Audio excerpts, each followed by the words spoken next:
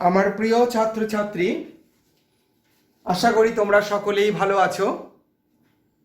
দীর্ঘদিন আমরা করোনা ভাইরাসের জন্য বিদ্যালয়ে যেতে পারছি না।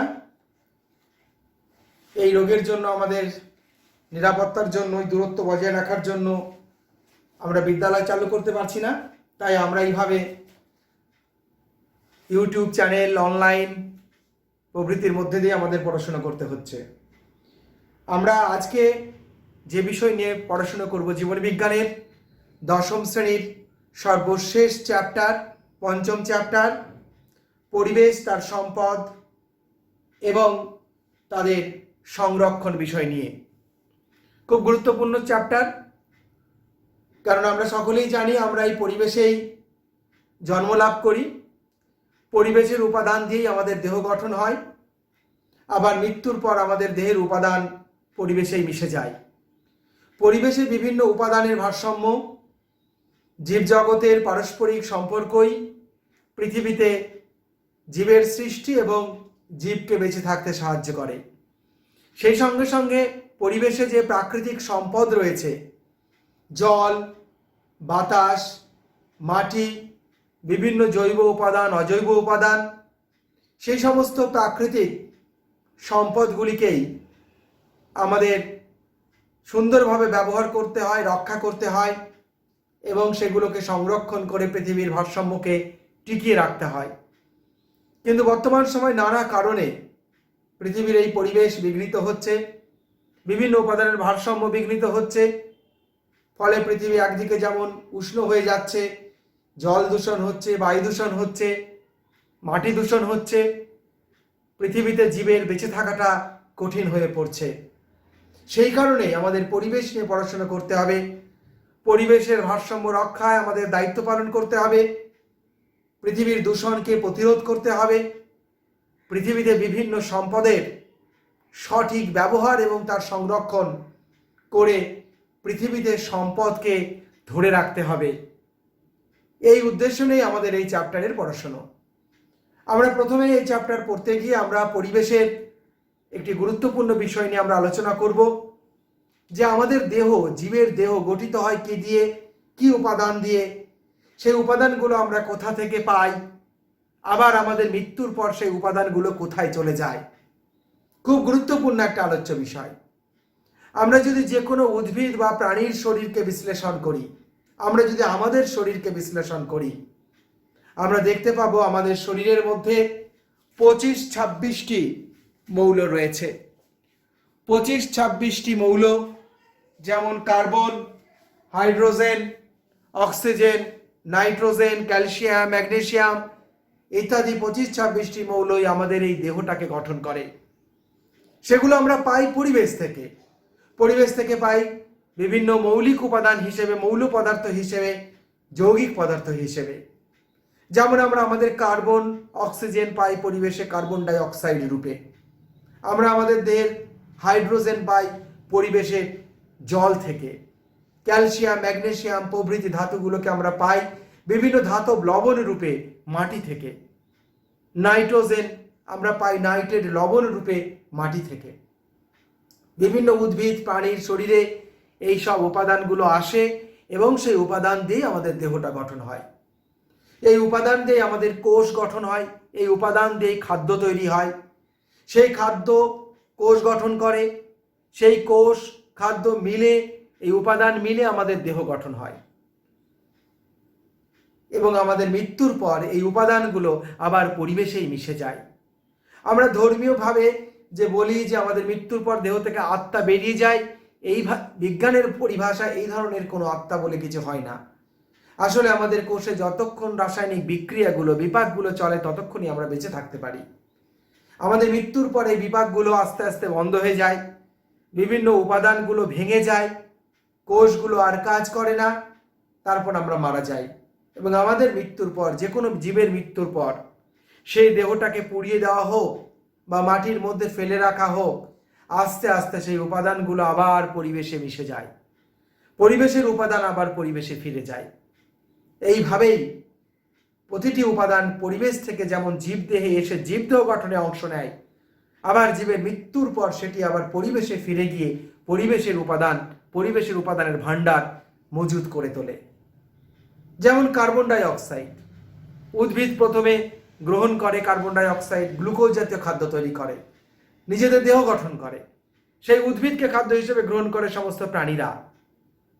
উদ্ভিদকে খাদ্য হিসেবে যখন গ্রহণ করে, উদ্ভিদ যে কার্বন ডাই অক্সাইড দিয়ে গ্লুকোজ জাতীয় খাদ্য তৈরি করে, সেই খাদ্য প্রাণীরা পায়। অর্থাৎ বাতাসের কার্বন ডাই অক্সাইড সালোক সংশ্লেষ প্রক্রিয়ায় গ্লুকোজ গঠনে অংশ নেয়। তারপর সেই গ্লুকোজ উদ্ভিদ এবং প্রাণীর দেহ গঠনে অংশ নেয়। এবং আমাদের কোষে কোষে যখন খাদ্যের জারণ ঘটে, গ্লুকোজের জারণ ঘটে, অক্সিজেনের সাথে গ্লুকোজের বিক্রিয়া ঘটে, তখন এই গ্লুকোজ আবার ভেঙে যায়। ভেঙে গিয়ে তা থেকে আবার কার্বন ডাই অক্সাইড উৎপন্ন হয় এবং তা পরিবেশে ফিরে আসে। এইভাবে প্রতিটি উপাদান, আমাদের দেহে যত উপাদান রয়েছে তার প্রতিটি উপাদান নানা উপায়ে পরিবেশ থেকে আমাদের দেহে আসে, আবার আমাদের দেহ থেকে পরিবেশে ফিরে যায়। একটা চমৎকার চক্র সংগঠিত হচ্ছে এই পরিবেশে। এই চক্রকে বলা হয় ভূ রাসায়নিক চক্র। তাহলে যে পরিবেশীয় চক্রের মাধ্যমে পরিবেশের বিভিন্ন উপাদান মৌলরূপে বা যৌগরূপে জীবদেহে প্রবেশ করে, আবার জীবদেহ থেকে জীবের মৃত্যুর পর বা জীবের জীবন দশায় বিভিন্ন বিপাক ক্রিয়ার মাধ্যমে পরিবেশে উপাদানগুলো বিভিন্ন রূপে ফিরে আসে। উপাদানের এই চক্রাকার আবর্তনকে একবার পরিবেশ থেকে জীবদেহ থেকে পরিবেশে এই চক্রাকার আবর্তনকে বলা হয় ভূ রাসায়নিক চক্র, যা পরিবেশের একটি অত্যন্ত গুরুত্বপূর্ণ চক্র, যার জন্যই পৃথিবীতে জীবজগতের অস্তিত্ব প্রবাহমান। পরিবেশে উপাদানের ঘাটতি হচ্ছে না।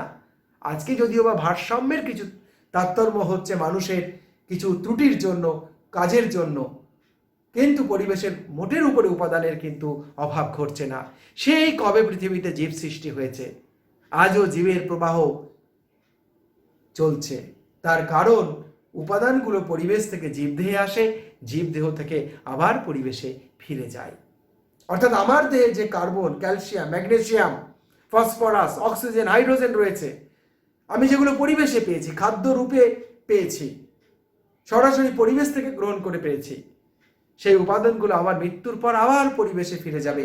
আবার সেই কার্বন, আমার শরীরে সেই কার্বন, হাইড্রোজেন, অক্সিজেন, নাইট্রোজেন যা পরিবেশে ফিরে গেল, তার পরিবেশ থেকে আবার অন্য কোনো জীবদেহে গিয়ে অন্য কোনো জীবদেহ গঠন করবে। এইভাবেই পৃথিবীতে চলছে পরিবেশীয় ভারসাম্যের খেলা। এই ভূরাসায়নিক চক্রের মধ্যে অনেকগুলো চক্র খুবই গুরুত্বপূর্ণ। তার মধ্যে একটি গুরুত্বপূর্ণ চক্র হলো নাইট্রোজেন চক্র। এই নাইট্রোজেন চক্র পড়ার মধ্যে দিয়ে আমরা বুঝে নেব ভূরাসায়নিক চক্র কিভাবে সংগঠিত হয়। এই নাইট্রোজেন চক্রের মতো ভূরাসায়নিক চক্র রয়েছে, ক্যালসিয়াম চক্র রয়েছে, ফসফরাস চক্র রয়েছে, কার্বন চক্র রয়েছে, অক্সিজেন চক্র রয়েছে, সালফার চক্র রয়েছে। প্রতিটি উপাদানই পরিবেশ থেকে জীবদেহে আসছে, আবার জীবদেহ থেকে পরিবেশে ফিরে যাচ্ছে। তারই একটা চমৎকার চক্র যার উপরে সমস্ত জীব বেঁচে রয়েছে, সেই নাইট্রোজেন চক্র, নাইট্রোজেন ভূরাসায়নিক চক্র নিয়ে আমরা এই পরিবেশের আলোচনায় প্রথম আজকের ক্লাস আমরা সংগঠিত করব। তাহলে আমরা প্রথমে দেখে নেব যে নাইট্রোজেন চক্র কিভাবে সংগঠিত হচ্ছে। তাহলে নাইট্রোজেন চক্র কাকে বলে? এক কথায় নাইট্রোজেন পরিবেশ থেকে জীবদেহে প্রবেশ, আবার জীবদেহ থেকে পরিবেশে ফিরে যাওয়া, এই চক্রাকার আবর্তনকে বলা হয় নাইট্রোজেন চক্র। কিন্তু নাইট্রোজেন চক্র আরো ব্যাপকভাবে সংগঠিত হয়, কারণ পৃথিবীতে খুব স্বল্প সংখ্যক কিছু অণুজীব ছাড়া সরাসরি নাইট্রোজেন বাতাস থেকে কোনো জীব গ্রহণ করতে পারে না। উদ্ভিদও পারে না, কোনো প্রাণীও পারে না, কিছু অণুজীব পারে। আমরা আলোচনার মধ্যে সেটা দেখে নেব। ফলে নাইট্রোজেন নানাভাবে, নাইট্রোজেন মূলত বাতাসে থাকে 77 থেকে 78%। বাতাসের এই 77 থেকে 78% নাইট্রোজেন গ্যাস নানাভাবে, নানা উপায়ে প্রথমে মাটিতে নাইট্রেট লবণ রূপে আবদ্ধ হয়। মাটিতে নাইট্রেট লবণ রূপে আবদ্ধ হয়। মাটিতে নাইট্রেট লবণ রূপে আবদ্ধ হবার পরে নানাভাবে এটি মাটিতে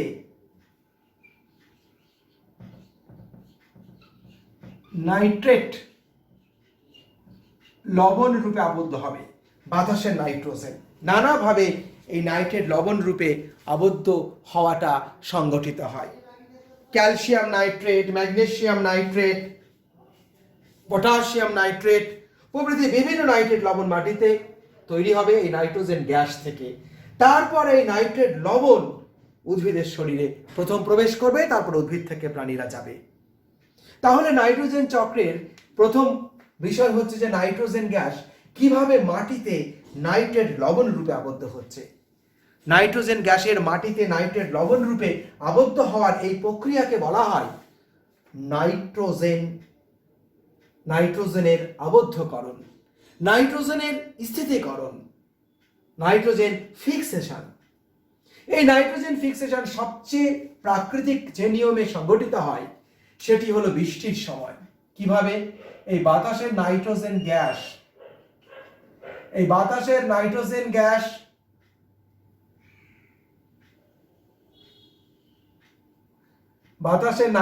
গ্যাস বজ্রপাতের সময়, আকাশে যখন বজ্রপাত হয় তখন বজ্রপাতের সময় অক্সিজেনের সঙ্গে বিক্রিয়া করে তৈরি করে nitrous oxide 2NO, N2O2 equal to 2NO, nitrous oxide গঠন করে।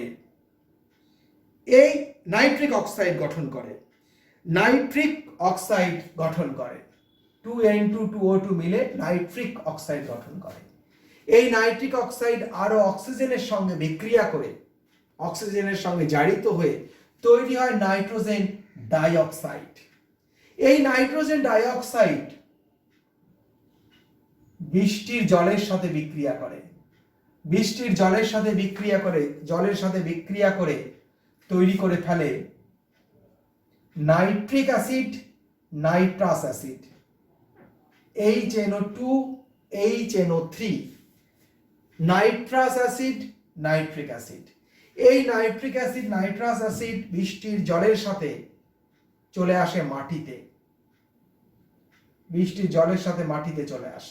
মাটিতে এসে এগুলি ক্যালসিয়াম, ম্যাগনেসিয়াম, সোডিয়াম প্রভৃতি বিভিন্ন ধাতুর সঙ্গে বিক্রিয়া করে। এই অ্যাসিড ধাতুর সঙ্গে বিক্রিয়া করে তৈরি করে বিভিন্ন নাইট্রেট লবণ। যেমন এখানে আমরা একটা বিক্রিয়া দেখেছি, HNO3 ক্যালসিয়ামের সাথে বিক্রিয়া করে তৈরি করেছে ক্যালসিয়াম নাইট্রেট এবং হাইড্রোজেন গ্যাসকে মুক্ত করে দেয়। এইভাবে বিক্রিয়া করে সোডিয়াম নাইট্রেট তৈরি হয়, পটাশিয়াম নাইট্রেট তৈরি হয়, বিভিন্ন নাইট্রেট লবণগুলো এইভাবে তৈরি হয়। এরপরে কি হয়? এই নাইট্রেট লবণ, এখানে আমরা শুধুমাত্র ক্যালসিয়াম নাইট্রেটের কথা যেমন বলেছি, একই রকম ভাবে তৈরি হয় সোডিয়াম নাইট্রেট, একই রকম ভাবে তৈরি হয় পটাশিয়াম নাইট্রেট। এক্ষেত্রে ক্যালসিয়ামের সঙ্গে বিক্রিয়া হয়েছে, এক্ষেত্রে বিক্রিয়া হবে সোডিয়ামের সাথে, নাইট্রিক অ্যাসিডের বিক্রিয়া হবে সোডিয়ামের সাথে, পটাশিয়ামের সাথে।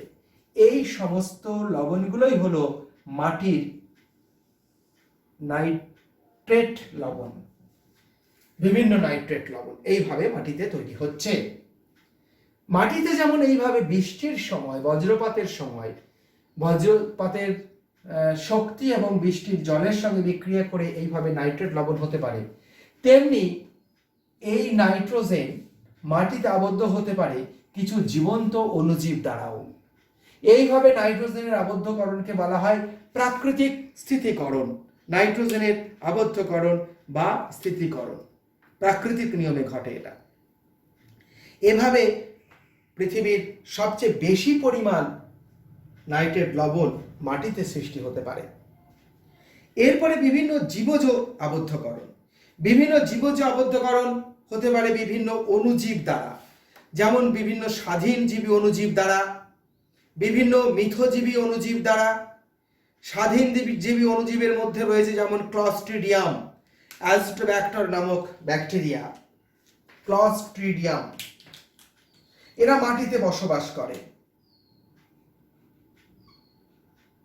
ক্লস্ট্রিডিয়াম এরা মাটিতে বসবাস করে। অ্যাজাটোব্যাক্টর,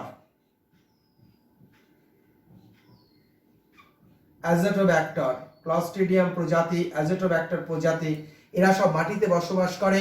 এগুলো হচ্ছে স্বাধীনজীবী ব্যাকটেরিয়া। এছাড়াও রয়েছে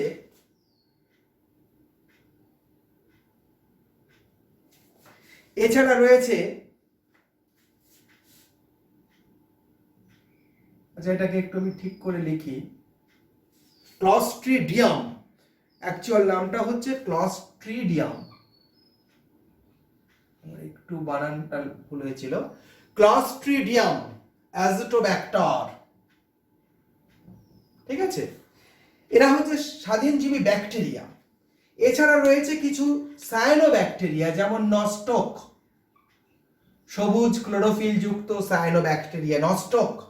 আর একটা রয়েছে অ্যানাবিনা, অ্যানাবিনা, এরাও ব্যাকটেরিয়া ধর্মী কিন্তু ক্লোরোফিল যুক্ত, এদের সায়ানোব্যাকটেরিয়া বলা হয়। এরাও স্বাধীনজীবী, ভিজে এলাকাতে, ভিজে জমিতে বসবাস করে।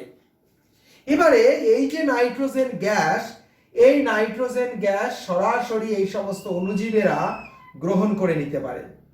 সরাসরি এই গ্যাস নাইট্রোজেনকে গ্রহণ করে এদের শরীরে নাইট্রোজেন যৌগ রূপে আবদ্ধ করে ফেলতে পারে বা নাইট্রোজেন লবণ রূপে আবদ্ধ করে ফেলতে পারে।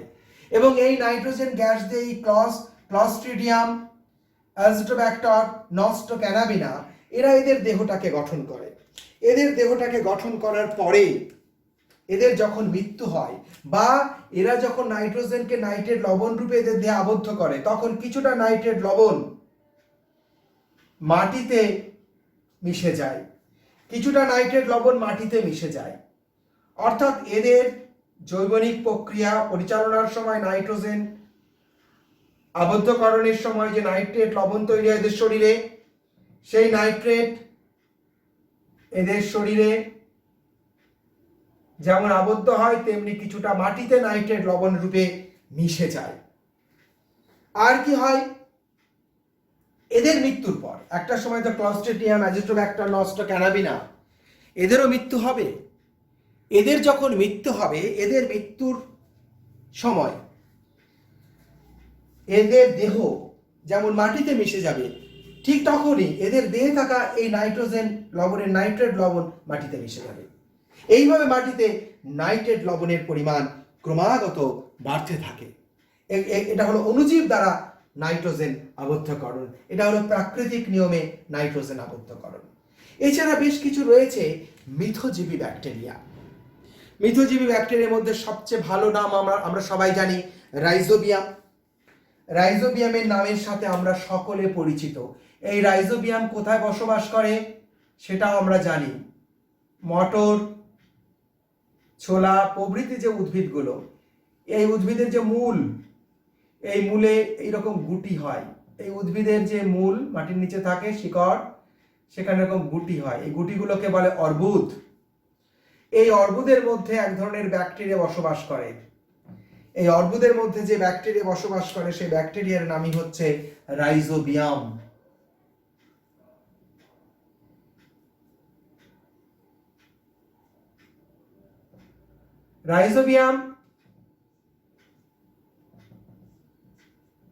রাইজোবিয়াম হচ্ছে মিথজীবী ব্যাকটেরিয়া। এরা সিম্বগোত্রী উদ্ভিদের মূলের এই অর্বুদের মধ্যে বাসা বাঁধে। কেন এই উদ্ভিদের মধ্যে বাসা বাঁধে?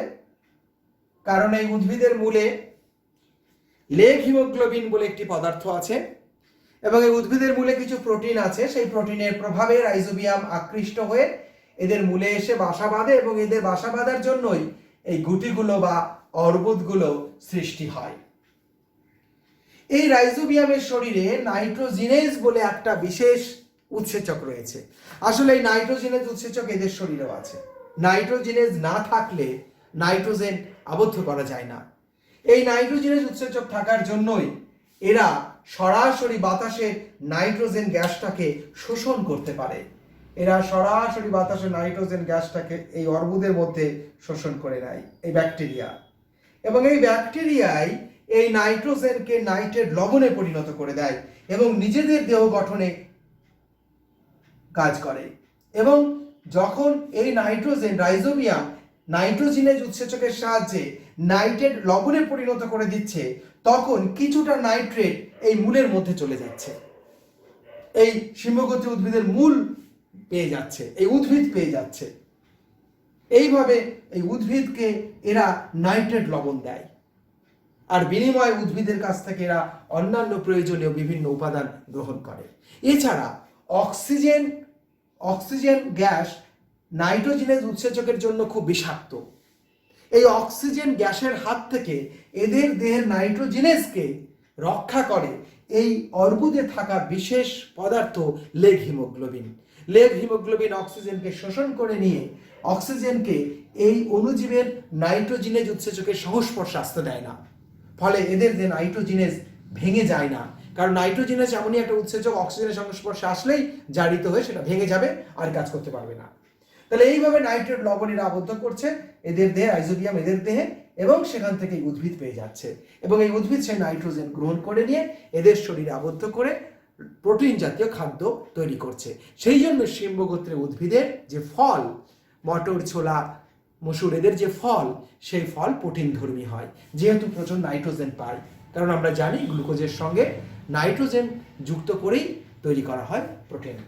ঠিক আছে, তাহলে এইভাবে রাইজোবিয়াম ব্যাকটেরিয়াও শিম্বগোত্রীয় উদ্ভিদের দেহে নাইট্রোজেনকে আবদ্ধ করছে। তারপরে এই উদ্ভিদের মৃত্যুর পর, যখন উদ্ভিদের মৃত্যুর পর ছোলা মটরকে কেটে নেওয়া হয়, কিন্তু শেকড়টা তো মাটির মধ্যে থেকে যায়, অর্বুদগুলো মাটির মধ্যে থেকে যায়। রাইজোবিয়ামের মৃত্যুর পর অর্বুদগুলোর মধ্যে সেই নাইট্রোজেন মাটিতেই থেকে যায়, এবং সেটি আস্তে আস্তে মাটিতে নাইট্রেট লবণের ভাণ্ডার রূপে কাজ করে। মাটিতে নাইট্রেট লবণের আরও একটা সোর্স আমরা পেয়ে গেলাম। এইভাবে মাটিতে ক্রমাগত নাইট্রেট লবণের পরিমাণ বাড়তে থাকে।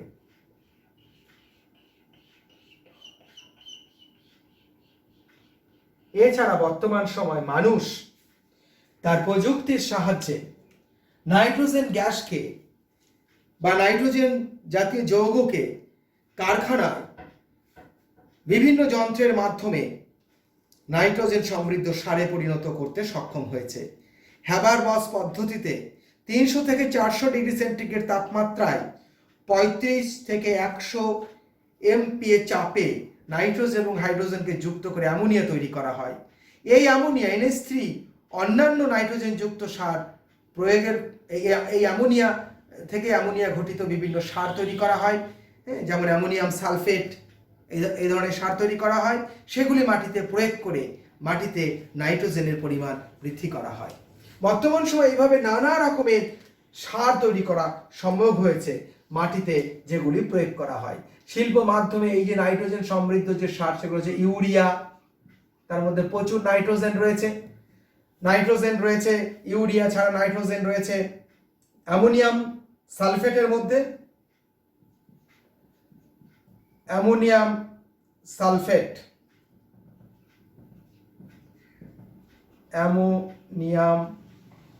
সালফেট এটি একটি নাইট্রোজেন ঘটিত সার। এছাড়া যে ডিএপি বলে যে সারটাকে আমরা চিনি, এই ডিএপিতেও রয়েছে নাইট্রোজেন। এছাড়া আর একটা সার আমরা এনপিকে বলে একটা সার বাজারে পাওয়া যায় কিনতে, এর এন মানে হচ্ছে নাইট্রোজেন। এগুলো সব শিল্প কারখানায় তৈরি নাইট্রোজেন। তাহলে শিল্পক্ষেত্র বর্তমান সময় মানুষ বিভিন্ন প্রযুক্তির সাহায্যে শিল্পজাত N2 সার তৈরি করে সেই সারকে মাটিতে প্রয়োগ করে দিলেই মাটিতে নাইট্রেট লবণের পরিমাণ বেড়ে যায়, মাটিতে নাইট্রোজেন চলে আসে। এইভাবে মাটিতে নাইট্রোজেন আসার পরে সেই নাইট্রোজেন প্রথমে মাটি থেকে শোষণ করে নেয় উদ্ভিদ তার মূলের সাহায্যে। উদ্ভিদের শরীরে চলে আসে নাইট্রোজেন উদ্ভিদের শরীরে চলে আসে নাইট্রেট লবণ রূপে। তারপর এখান থেকে উদ্ভিদের শরীরে এই নাইট্রেট লবণ থেকে তৈরি হয়ে যায় প্রোটিন এবং অন্যান্য সমস্ত নাইট্রোজেন সমৃদ্ধ যৌগ, যা দিয়ে পুরো দেহটা তৈরি হয়। আমরা জানি প্রোটিন মাত্রই তাতে নাইট্রোজেন লাগবেই, নাইট্রোজেন ছাড়া প্রোটিন হবে না। এবং অনেক হরমোনে নাইট্রোজেন রয়েছে, অনেক উৎসেচকে নাইট্রোজেন, অনেক উৎসেচক তৈরির ক্ষেত্রেও যেমন এই সমস্ত পদার্থের প্রয়োজন হয়। জীবদের নানা ধরনের যৌগ তৈরির ক্ষেত্রে এই নাইট্রোজেন দরকার হয়, নাইট্রোজেন ঘটিত যৌগের দরকার হয়। ডিএনএ গঠনে অ্যাডেনিন, গুয়ানিন, থাইমিন সাইটোসিন, এই যে নাইট্রোজেন ঘটিত যে যৌগগুলো, সেখানে নাইট্রোজেন দরকার হয়। ফলে জীবদের যাবতীয় নাইট্রোজেন যৌগ এই নাইট্রেট লবণের নাইট্রোজেন দিয়ে তৈরি হয় এবং এইভাবে উদ্ভিদ তার দেহটাকে গঠন করে। এরপর আমরা জানি উদ্ভিদকে প্রাণীরা খাদ্য হিসেবে গ্রহণ করে। উদ্ভিদের কাছ থেকে নাইট্রোজেন চলে আসে প্রাণীদের কাছে। সমস্ত প্রাণীকুল, প্রাণী জগৎ উদ্ভিদের কাছ থেকে নাইট্রোজেনকে গ্রহণ করে খাদ্যের মাধ্যমে। এইভাবে উদ্ভিদ প্রাণীর শরীরে বাতাসে নাইট্রোজেন মাটিতে আবদ্ধ হলো নাইট্রেট লবণ রূপে, তারপর উদ্ভিদের শরীরে হয়ে প্রাণীর শরীরে চলে এলো। এইভাবে জীব দেহে এলো পরিবেশের নাইট্রোজেন। এরপর কি হবে? এবার এই উদ্ভিদ এবং প্রাণীর তো একটা সময় মৃত্যু হবে। তাছাড়া এরা তো অনেক রেচন পদার্থ ত্যাগ করবে। উদ্ভিদ প্রাণী নানা রকমের রেচন পদার্থ ত্যাগ করবে। তাহলে আমরা একসাথে এটাকে লিখছি জীবের রেচন পদার্থ। উদ্ভিদ এবং প্রাণী উভয়ের রেচন পদার্থ। জীবের N2 ঘটিত রেচন পদার্থ, যেমন ইউরিয়া। প্রাণীদের ক্ষেত্রে যেমন ইউরিয়া, অনেক প্রাণী অ্যামোনিয়া সরাসরি ত্যাগ করে, অ্যামোনিয়া। অনেক প্রাণী ইউরিক অ্যাসিড ত্যাগ করে, ইউরিক অ্যাসিড। প্রাণীদের ক্ষেত্রে এগুলি নাইট্রোজেন ঘটিত রেচন পদার্থ। উদ্ভিদের দেহে যেমন কুইনাইন, ড্যাটুরিন, রিসারফিন, এগুলো সব নাইট্রোজেন ঘটিত রেচন পদার্থ। এছাড়া আরো অনেক আছে। এই সমস্ত নাইট্রোজেন ঘটিত রেচন পদার্থ উদ্ভিদ এবং প্রাণীর শরীর থেকে মাটিতে এসে মেশে। তাছাড়া জীবের মৃত্যুর পর, জীবের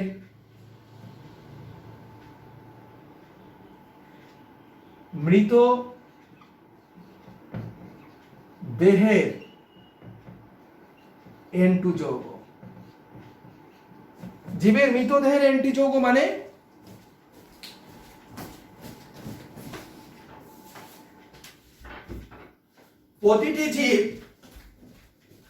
প্রতিটি জীব যখন মারা যায়, তার যে মৃতদেহ, সেই মৃতদেহের মধ্যে নানা ধরনের নাইট্রোজেন ঘটিত যৌগ থাকে। পুরো দেহের মধ্যে তো প্রচুর নাইট্রোজেন ঘটিত দেহ রয়েছে। একটা উদ্ভিদ, তার পাতা, ফল, ফুল, কাণ্ড, একটা প্রাণীর শরীরের বিভিন্ন অঙ্গ প্রত্যঙ্গ, সেখানে যে কোষ রয়েছে, কোষের মধ্যে নাইট্রোজেন ঘটিত যৌগ রয়েছে। সেই যৌগের কথা বলছি, জীবের মৃতদেহের N2 যৌগ। এই সমস্তটাই উদ্ভিদ এবং প্রাণীর মৃত্যুর পর পরিবেশে এসে পৌঁছায়। এই সবটাই যখন পরিবেশে এসে পৌঁছায়,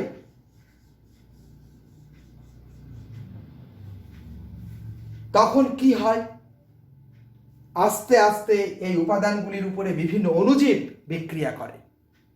বিভিন্ন অণুজীব এই নাইট্রোজেন ঘটিত যৌগের উপরে বিক্রিয়া করে প্রথমেই এই নাইট্রোজেন ঘটিত যৌগকে যে পদার্থে পরিণত করে দেয়, সেই পদার্থের নাম হচ্ছে NH3। তোমরা সকলেই জানো NH3 মানে হচ্ছে অ্যামোনিয়া। NH3 তে পরিণত করে দেয় অ্যামোনিয়ায়। এইভাবে নাইট্রোজেন ঘটিত যৌগ অ্যামোনিয়ায় পরিণত হওয়ার প্রক্রিয়াকে বলা হয় অ্যামোনিফিকেশন।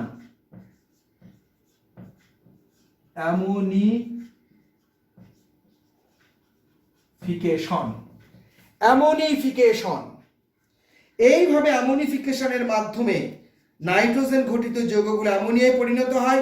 অ্যামোনিফিকেশন করতে পারে ব্যাসিলাস মাইকয়েডিস। এই অ্যামোনিফিকেশন করতে পারে এমন একটা ব্যাকটেরিয়ার নাম ব্যাসিলাস মাইকয়েডিস। এরপরে কি হয়?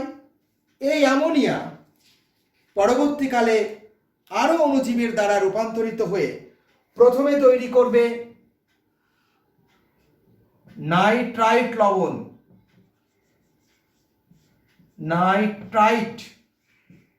NO2, নাইট্রাইট লবণ, NaNO2, যেমন সোডিয়াম নাইট্রাইট।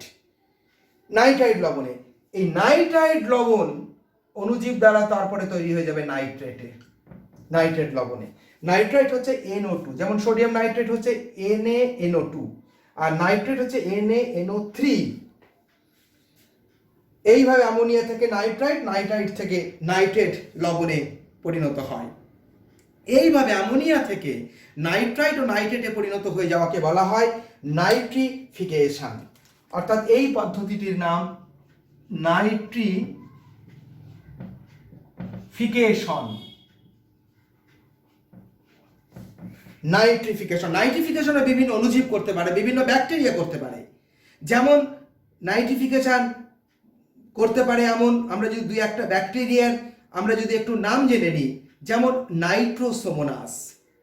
নাইট্রোসোমোনাস অ্যামোনিয়া থেকে প্রথমে নাইট্রাইটে পরিণত করে, আর নাইট্রোব্যাক্টর নাইট্রাইটকে নাইট্রেট লবণে পরিণত করে। অ্যামোনিয়াকে নাইট্রাইটে পরিণত করে নাইট্রোসোমোনাস ব্যাকটেরিয়া, নাইট্রাইটকে নাইট্রেটে পরিণত করে নাইট্রোব্যাক্টর ব্যাকটেরিয়া।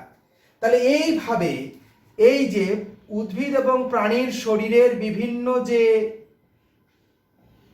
নাইট্রোজেন ঘটিত যৌগ, সেটা রেচন পদার্থ হতে পারে, সেটা মৃত্যুর পর নাইট্রোজেন ঘটিত যৌগ হতে পারে, সেই সমস্তগুলি প্রথমে ব্যাকটেরিয়া দ্বারা, যেমন ব্যাসিলাস মাইকয়েডিস ব্যাসিলাস দ্বারা বা ব্যাকটেরিয়া দ্বারা অ্যামোনিয়ায় পরিণত হয়।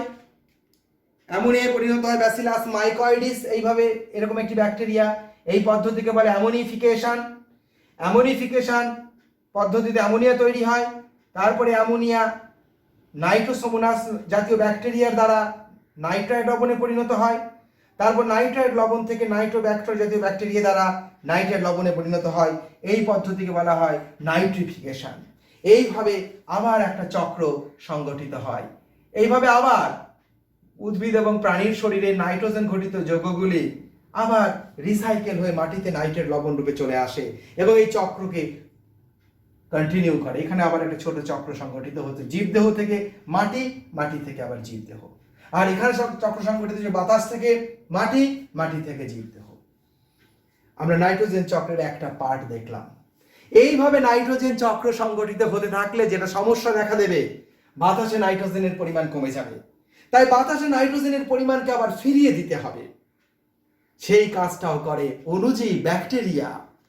আমরা অণুজীব ব্যাকটেরিয়াকে সবসময় ভাবি যে জীবাণু মানেই রোগ সৃষ্টি করে, তা কিন্তু নয়। এখানে আমরা দেখতে পাচ্ছি যে এই অণুজীবগুলি, ব্যাকটেরিয়াগুলি কি অনবদ্য ভূমিকা পালন করছে সারা পৃথিবীর জীবজগৎকে টিকিয়ে রাখার ক্ষেত্রে, নাইট্রোজেন চক্রকে সঠিকভাবে পরিচালিত করতে। এখানে বেশ কিছু ব্যাকটেরিয়া থাকে যারা কি করে, মাটির এই নাইট্রেট লবণকে সরাসরি নাইট্রোজেন গ্যাস রূপে বাতাসে ফিরিয়ে দেয়। মাটির এই নাইট্রোজেন লবণকে সরাসরি, এই নাইট্রেট লবণকে সরাসরি বাতাসে ফিরিয়ে দেয়।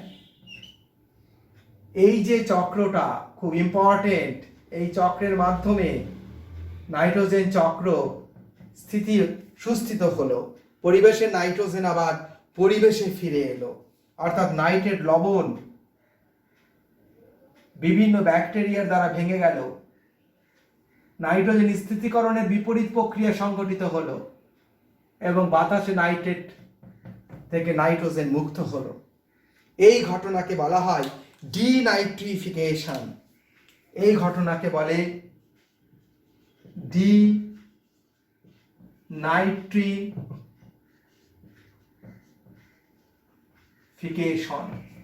ডিনাইট্রিফিকেশন। এই ডিনাইট্রিফিকেশন করতে পারে এরকম ব্যাকটেরিয়া পৃথিবীতে প্রচুর রয়েছে, যেমন সিউডোমোনাস ডিনাইট্রিফিক্যান্স এই ধরনের একটি ব্যাকটেরিয়া। সিউডোমোনাস ডিনাইট্রিফিক্যান্স এই ধরনের একটি ব্যাকটেরিয়া। থায়োব্যাসিলাস ডিনাইট্রিফিক্যান্স আরেকটি ব্যাকটেরিয়া। তাহলে এইভাবে নাইট্রোজেন চক্র সংগঠিত হচ্ছে পৃথিবীতে, এবং নাইট্রোজেন চক্র সংগঠিত হওয়ার ফলে সারা পৃথিবীর সমস্ত জীব তার দেহে নাইট্রোজেন পেয়ে যাচ্ছে। আর নাইট্রোজেন পেয়ে যাওয়ার জন্য প্রতিটি জীব তার দেহ গঠন করতে পারছে, যৌবনিক ক্রিয়া সম্পন্ন করতে পারছে, কোষগুলিকে বাঁচিয়ে রাখতে পারছে। এইখানে যেমন আমরা নাইট্রোজেন চক্র দেখলাম যে কিভাবে বাতাসের নাইট্রোজেন প্রথমে মাটিতে নাইট্রেট লবণ তৈরি করলো, তারপর আবার তা থেকে উদ্ভিদের শরীরে, প্রাণীর শরীরে গেল, আবার তা থেকে মাটিতে এলো, মাটি থেকে আবার উদ্ভিদ প্রাণীর শরীরে গেল, এবং এখান থেকে কিছুটা আবার নাইট্রোজেন মুক্ত হয়ে বাতাসে ফিরে গেল, যেটাকে আমরা বলছি নাইট্রোজেন চক্র, ভূরাসায়নিক চক্রের একটি গুরুত্বপূর্ণ পার্ট। এই রকম নাইট্রোজেন চক্রের মতো ক্যালসিয়াম চক্র, ফসফরাস চক্র, সালফার চক্র, কার্বন চক্র প্রভৃতিও পৃথিবীতে সংগঠিত হয়। তাহলে সার্বিকভাবে এই নিজেদের মতো করে তৈরি করা, এটা একদম নিজেদের মতো তৈরি করা নাইট্রোজেন চক্রের একটি ছক। তোমরা বইপত্রে অনেক ধরনের ছক পাবে। এটা একদম নিজেদের, যা আমরা পড়ছি, যা আমরা জানছি, সেটাকে আমরা প্লট করে দিয়ে এই চক্রটাকে আমরা উপস্থাপন করেছি। তোমরাও এই চক্র এইভাবেই উপস্থাপন করে নাইট্রোজেন চক্রকে তোমরা তুলে ধরতে পারো। এই নাইট্রোজেন চক্র সংগঠিত হচ্ছে বলেই পৃথিবীতে, বায়ুমণ্ডলে এবং জীবদেহে কখনো নাইট্রোজেনের অভাব হচ্ছে না। তাহলে আমার প্রিয় ছাত্রছাত্রী, আর আমাদের এই প্রসঙ্গে একটা বিষয় বাদ থেকে গেল এখনো, নাইট্রোজেন দূষণ, মানুষের ক্রিয়াকলাপের ফলে পরিবেশে নাইট্রোজেন ভারসাম্যের যে সমস্যা হচ্ছে। কিন্তু অনেকক্ষণ আমাদের ক্লাসটা কন্টিনিউ হয়ে গেছে এই চক্রটাকে শেষ করতে গিয়েই, সেজন্য আমরা ওই বিষয়টা পরবর্তী ক্লাসে আমরা আলোচনা করব। তোমরা ভালো থেকো, মন দিয়ে তোমরা নাইট্রোজেন চক্রকে বুঝে নাও।